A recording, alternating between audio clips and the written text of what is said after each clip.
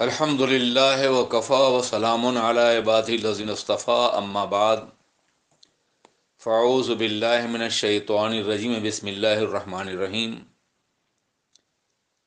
سامعین کرام، السلام علیکم ورحمۃ اللہ وبرکاتہ۔ آج میں سورہ عنکبوت اور سورہ روم کی چند آیات مبارکہ کا مفہوم پیش کرنے کا شرف حاصل کروں گا۔ حضرات، مکہ کے کافروں کو اپنی طاقت اور قوت پہ بڑا ناز تھا۔ ان کا خیال تھا کہ پورے عرب میں ان سے زیادہ طاقتور اور باوقار، دولت مند اور قابل احترام کوئی اور قوم نہیں ہے۔ کعبہ مقدسہ کی تولیت کی وجہ سے انہیں پورا حجاز احترام و عزت کی نگاہ سے دیکھتا تھا اور ان کے احکامات کی پابندی کرتا تھا۔ انہیں یقین تھا کہ ان کی آواز پر پورا حجاز ان کی حمایت کے لیے شمشیر بکف حاضر ہو جائے گا۔ انہیں اس کا بھی غرور تھا کہ پیغمبر اسلام صرف ایک خدا کی طرف دعوت دے رہے ہیں، جبکہ ہم سینکڑوں خداؤں کی پرستش کرتے ہیں۔ ان کی یہ معصومہ خدا، ان کا خیال تھا کہ بوقت ضرورت ان کی مدد کریں گے، اور ان کے مقابلے میں معاذ اللہ ایک خدا کیا کر سکے گا۔ ان کے ان خیالات باطلہ کے جواب میں سورہ عنکبوت نازل ہوئی۔ وہ آیت کریمہ جس میں اللہ تبارک و تعالیٰ نے ان کے خیالی قلوں کی بے مثالی، بے ثباتی اور ناپائیداری کو بیت عنکبوت، مکڑی کے گھر سے تشبیہ دی ہے، اور ارشاد فرمایا ہے ان اوہن البیوت لبیت العنکبوت، بلا شبہ سب سے کمزور گھروں میں مکڑی کا جالا ہوتا ہے جو انتہائی کمزور ہوتا ہے۔ یہ کس قدر نادانی اور بدترین جہالت ہے کہ اس قدر ناپائیدار گھروں میں بسنے والے خدائے قہار و جبار کے غضب کو دعوت دے رہے ہیں۔ اس صورت طیبہ میں دلائل توحید اس قدر آسان اور مؤثر انداز میں بیان کیے گئے ہیں کہ عقل و فکر پہ پردے نہ پڑے ہوں اور آنکھوں پہ تعصب کی پٹیاں نہ بندھی ہوں تو ان آیات کو پڑھنے کے بعد عقیدہ توحید پر ایمان لانا یقینی ہو جائے گا۔ آغاز یہاں سے ہوتا ہے وَلَئِن سَأَلْتَهُم مَّنْ خَلَقَ السَّمَاوَاتِ وَالْأَرْضَ لَيَقُولَنَّ اللَّهُ، ان سے پوچھو کہ آسمان و زمین کو کس نے پیدا کیا، تو اس بات کا اعتراف کریں گے وہ خدا ہی ہے۔ اس کے علاوہ اور بہت سے دلائل دیے گئے۔ اس صورت طیبہ میں اللہ رب العزت نے اپنے راستے میں چلنے والے مسافروں اور جہاد کرنے والے مجاہدوں کو بشارت دی ہے کہ وہ کبھی تشنہ منزل نہیں رہیں گے، بلکہ ہم انہیں ان کی منزل تک ضرور پہنچائیں گے۔ اس صورت طیبہ میں اس بات کی بھی وضاحت کی گئی ہے کہ اس زبان سے اقرار کافی نہیں ہے، بلکہ ایمان کا تقاضا یہ ہے کہ تکالیف پر صبر کیا جائے، اس لیے کہ کلمہ شہادت کے بعد تکالیف اور آزمائشوں سے گزرنا پڑتا ہے۔ یہ شہادت گہر الفت میں قدم رکھنا ہے۔ لوگ آسان سمجھتے ہیں مسلمان ہونا۔ تکالیف اور مصائب سے گزرنے کے لیے انسان کو تیار رہنا چاہیے۔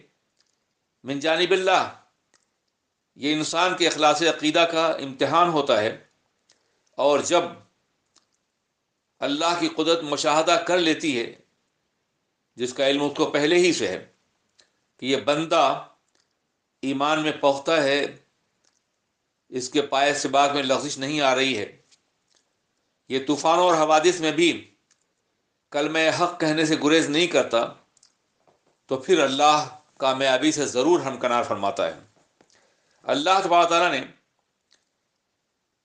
اس صورت میں حضرت ابراہیم، حضرت لوط، جناب شعیب علیہ السلام کی دعوت، ان کے مصائب کا تذکرہ کیا ہے، اور ساتھ ساتھ قوم عاد، سمود، قارون اور فرعون اور حامان کا بھی تذکرہ کیا ہے۔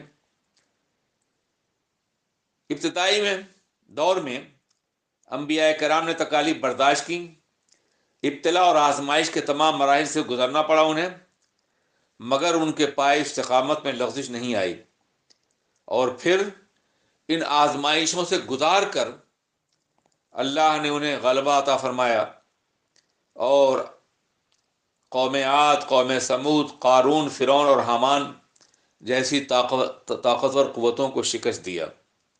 قرآن پاک جب واقعات کو بیان کرتا ہے تو صرف واقعہ نگاری مقصود نہیں ہوتی، بلکہ اس کا بنیادی مقصد یہ ہوتا ہے کہ انبیاء کرام اور ان کی قوموں کے واقعات کو سن کر، دیکھ کر، پڑھ کر امت مسلمہ بھی انبیاء کرام اور صالحین کے نقش قدم پر چلے تو اسے یقیناً کامیابی ملے گی۔ اس صورت میں اللہ ارشاد فرماتا ہے، 20ویں پارے کا آغاز ہوتا ہے، اتل ما اوحی الیک من الکتاب واقم الصلاۃ ان الصلاۃ تنہی عن الفحشاء والمنکر ولذکر اللہ اکبر واللہ یعلم ما تصنعون۔ اے پیغمبر، آپ تلاوت فرمائیے اس کتاب کی جو آپ پر وحی فرمائی گئی ہے، اور نماز قائم کیجیے، بے شک نماز تمام بے حیائیوں اور گناہوں سے روک دیتی ہے، اور اللہ کا ذکر سب سے بڑا ہے، اور اللہ جانتا ہے جو تم کرتے ہو۔ حضرات گرامی، اس میں جو بات خاص طور پہ کہی گئی وہ یہ ہے کہ نماز انسان کو تمام برائیوں اور بے شرمیوں سے روک دیتی ہے۔ سوال یہ پیدا ہوتا ہے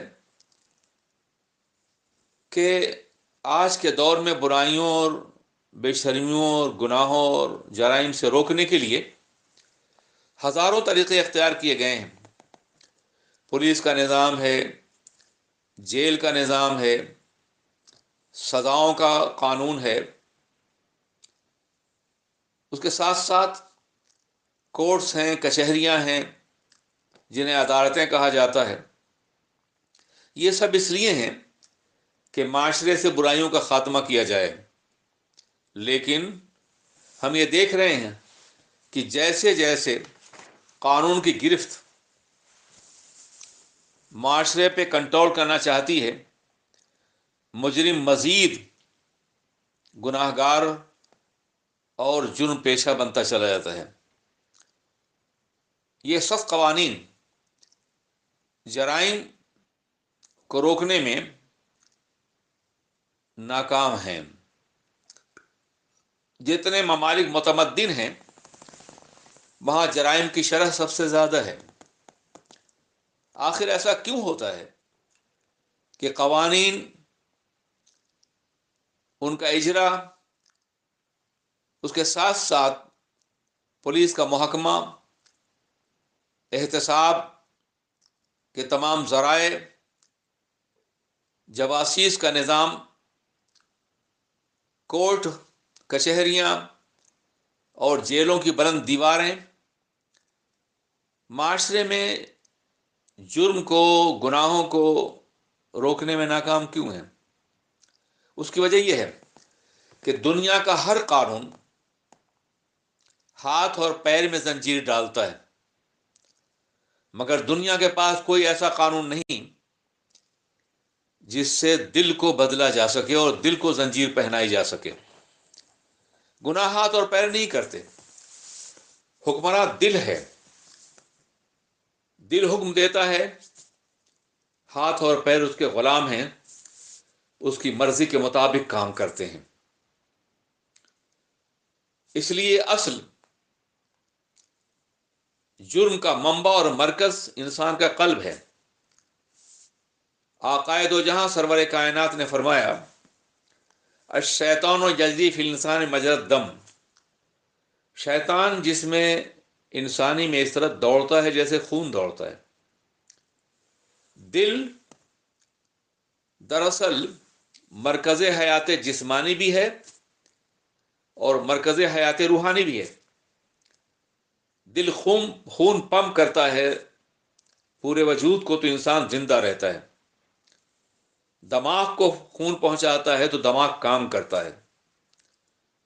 اسی طریقے سے جب انسان کا دل اللہ سے غافل ہو جائے، اس پہ شیطان کا کنٹرول ہو جائے، تو جس طرح دل خون پمپ کرتا ہے ویسے ہی شیطانی خیالات کو بھی پمپ کرتا ہے پورے وجود کے اندر۔ اس لیے اسلام نے دل کے تزکیے کو بنیادی تعلیمات کا حصہ قرار دیا ہے۔ پیغمبر اعظم کی تشریف آوری کا بنیادی مقصد قرآن عظیم کی تلاوت اور تزکیہ قلب تھا، تاکہ دل جب پاک ہوگا تو پھر انسان گناہوں سے باز آ جائے گا، جرائم نہ کر سکے گا۔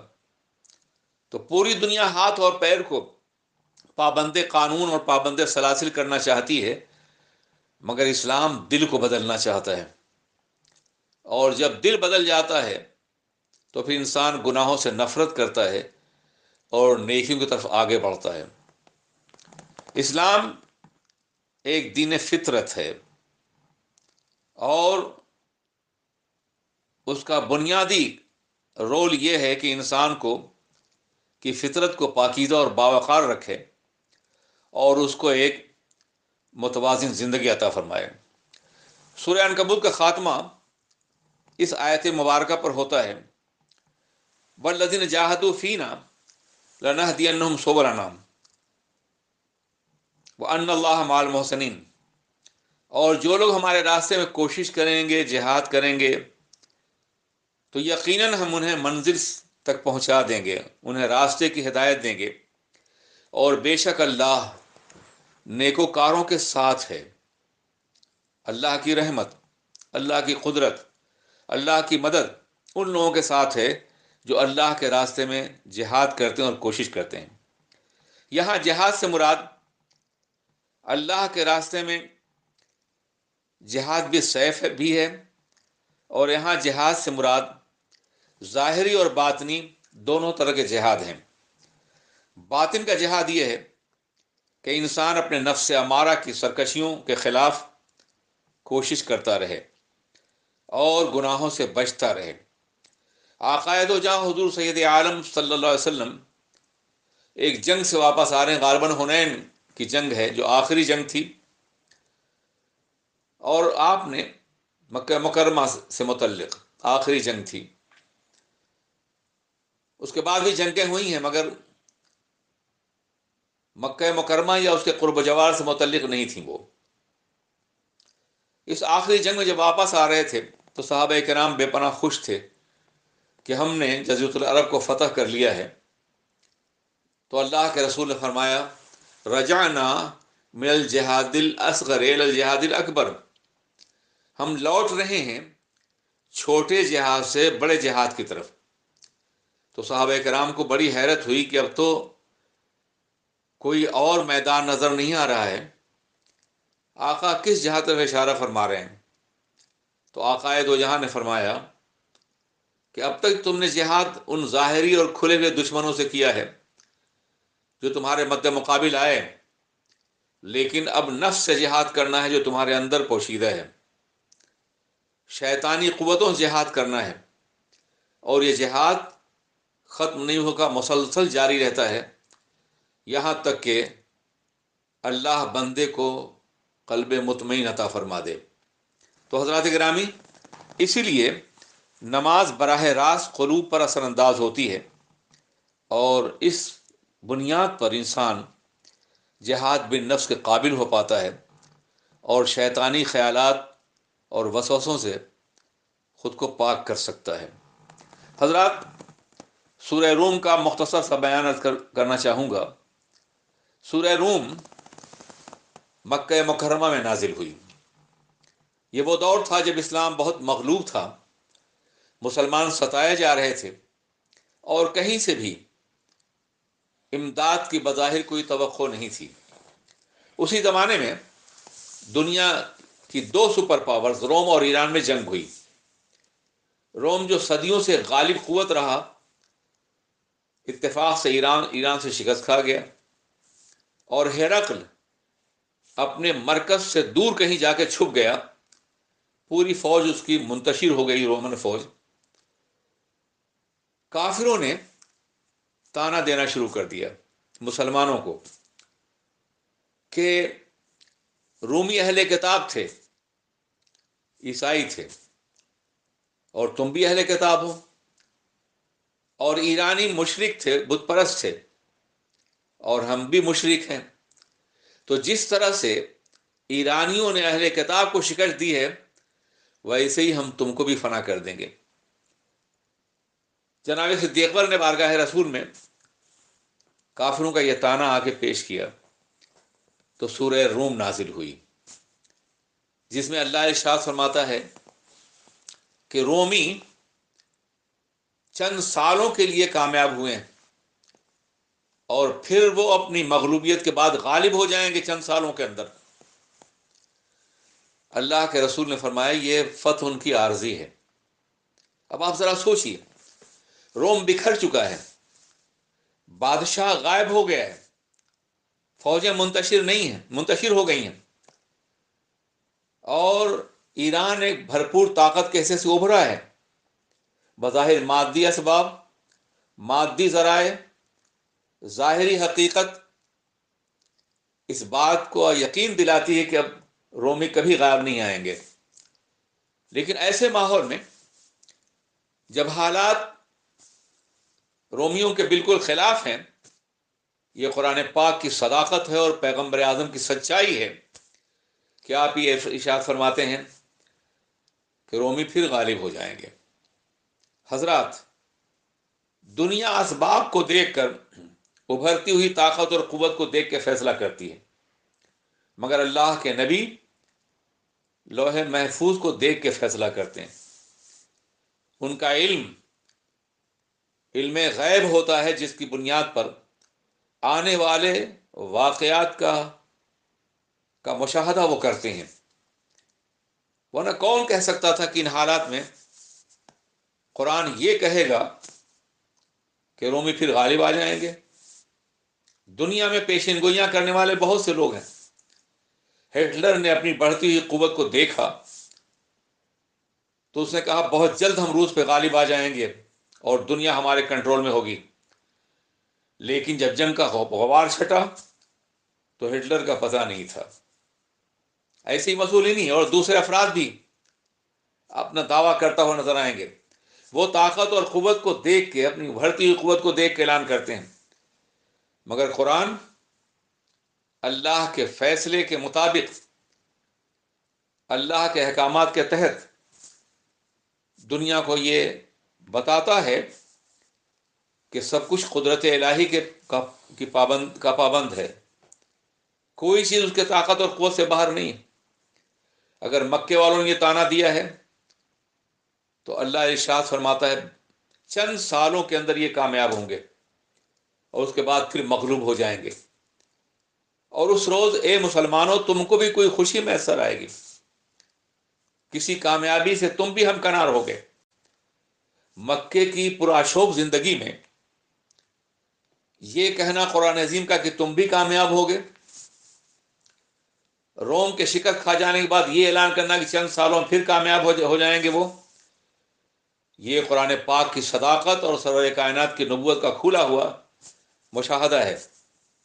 جناب صدیق رضی اللہ تعالیٰ عنہ جو صدیق ہیں، جب انہوں نے یہ سنا تو وہ مکے کے کافروں کے پاس گئے اور انہوں نے ان سے کہا کہ یہ تمہاری خوشی بہت ہی چند روزہ خوشی ہے، تم بہت جلد ناکام ہو جاؤ گے، اس لیے کہ روم پھر غالب ہو جائے گا۔ حضرات گرامی، سرور کائنات کی تشریف آوری سے پہلے عالم عرب کو، جزیرۃ العرب کو رومیوں نے اور ایرانیوں نے بانٹ رکھا تھا۔ مصر، شام، فلسطین، اردن، ان تمام علاقوں پہ رومیوں کا قبضہ تھا، اور ایران سے متصل عراق اور اس کے ساتھ ساتھ جو ممالک تھے ان پہ ایران کا قبضہ تھا، اور یہ مدتوں آپس میں جنگ کرتے رہے اپنے اقتدار کو باقی رکھنے کے لیے۔ عرب کی سرزمین پہ خون بہتا رہا، اور اقتدار کا تاج کبھی روم کے سر پہ سجتا رہا اور کبھی ایران کے سر پہ سجتا رہا۔ ٹھیک وہی حالات آج بھی امت مسلمہ کی ہیں کہ مسلمانوں کی سرزمین خون میں نہائی ہوئی ہے، اور ارباب اقتدار مسلمانوں کی لاشوں پر اپنے اقتدار کی عمارت تعمیر کر رہے ہیں۔ جس طرح سے اس وقت عرب دو حصوں میں بٹا ہوا تھا، آج ہی بٹا ہوا ہے۔ جب تک روس ایک غالب قوت تھا یا متوازن قوت تھا تو عرب روس اور امریکہ کے درمیان میں تقسیم تھا، اور یہ تقسیم آج بھی کسی کے شکل میں موجود ہے۔ جب تک مسلمان خود متحد نہیں ہوگا اور قرآن پاک کی ہدایات پر عمل کر کے ایک ملت واحدہ نہیں بنے گا، اس وقت تک اس کا حال یہی رہے گا۔ بہرکیف میں یہ کہہ رہا تھا کہ جب آقائے دو جہاں نے قرآن پاک کی آیت کریمہ کو پڑھا اور کہا کہ یہ غلبہ چند دنوں کے لیے ہے، چند سالوں کے لیے ہے، فی بضع سنین، تو جناب ابوبکر صدیق رضی اللہ تعالیٰ عنہ گئے اور انہوں نے کافروں سے کہا کہ یہ 3 سال میں دوبارہ کامیاب ہو جائیں گے۔ یہ جناب صدیق کا اپنا اجتہاد تھا۔ بضع کا تعلق جو ہے 3 سے لے کے 9 تک ہوتا ہے، تو انہوں نے ایک شرط بدلی کہ اگر کافروں نے کہا کہ اگر 3 سال میں ایرانی کامیاب ہو گئے تو تم 10 اونٹ ہمیں دو گے، اور اگر رومی کامیاب ہو گئے تو ہم دیں گے۔ آپ نے یہ شرط تسلیم کر لی اور پھر سرکار کی بارگاہ میں آئے تو آپ نے فرمایا کہ بضع سنین کا اطلاق 3 سے 9 تک پہ ہوتا ہے۔ آپ دوبارہ جائیے اور ان سے کہیے کہ 9 سال میں رومی غالب آئیں گے، اور تعداد بڑھا دیجیے، 10 کے بجائے 100 اونٹ رکھ دیجیے کہ 100 اونٹ دیں گے ہم اگر ایرانی غالب آ گئے، اور اگر رومی غالب آئے 100 اونٹ تم دو گے۔ اس پر وہ راضی ہو گئے، انہیں یقین تھا کہ ان کے کامیاب ہونے کوئی امکان ہی نہیں ہے۔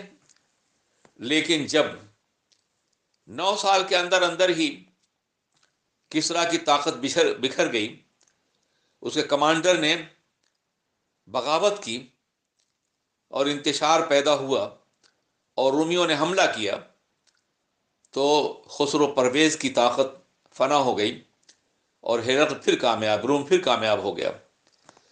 جناب ابوبکر صدیق گئے ان کے پاس اور کہا کہ دیکھو قرآن کے فیصلے کے مطابق رومی کامیاب ہو گئے ہیں، اس لیے تم 100 اونٹ دو۔ آپ ذرا سوچئے کہ وہ کافر بھی تھے مگر معاہدے کے اتنے پابند کہ انہوں نے 100 اونٹ پیش کیے۔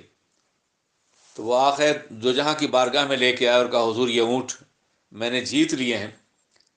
تو آپ نے فرمایا کہ شر بدنا اب حرام قرار دے دیا گیا۔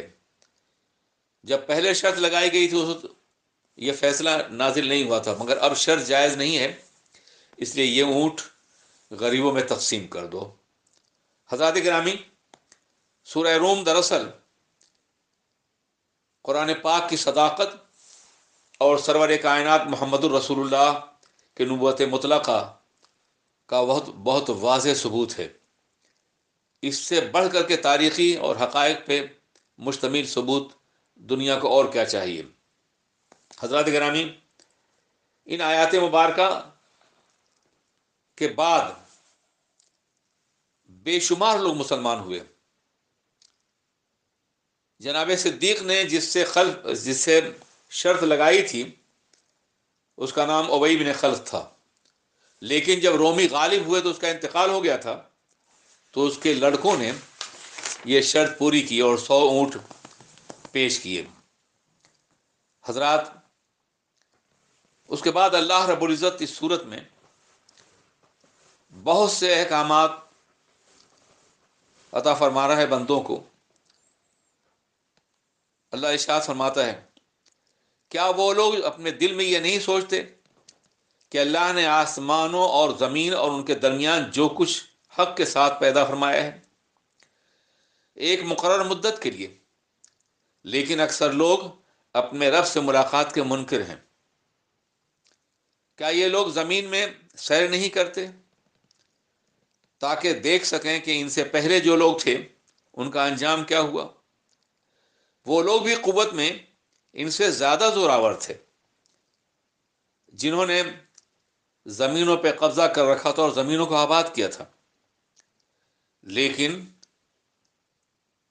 جب انہوں نے گناہ کی اور غلطیاں کی اور اللہ کی نافرمانیاں کی تو ان کے اقتدار کو سلب کر لیا گیا۔ پھر فرمایا گیا کہ ہمارے رسول روشن نشانیوں کے ساتھ تشریف لائے ہیں، اس لیے ان روشن نشانیوں کو دیکھ کر کے پیغمبر پہ ایمان لاؤ اور اللہ کے احکامات کو مانو۔ حضرات، یہ مختصر سا تعارف تھا سورہ روم کا۔ یہ تعارف اس لیے پیش کیا جاتا ہے کہ سامعین کے اندر یہ شوق پیدا ہو کہ قرآن عظیم کو سمجھ کر پڑھنے کی کوشش کریں۔ السلام علیکم ورحمۃ اللہ وبرکاتہ۔